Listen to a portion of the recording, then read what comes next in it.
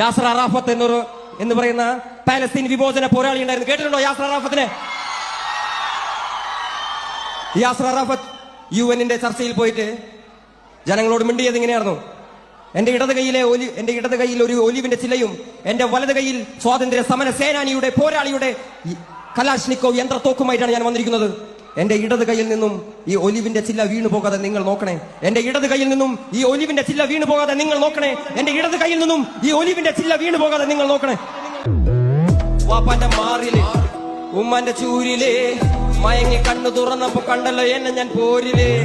വാപ്പാന്റെ മാറില് ഉമ്മാന്റെ ചൂരില് മയങ്ങി കണ്ണു തുറന്നപ്പോ കണ്ടല്ലോ എന്നെ ഞാൻ പോരില്. എന്റെ ഇടത് കയ്യിലെ ഒലിവിന്റെ ചില്ല വീണു പോയല്ലോ.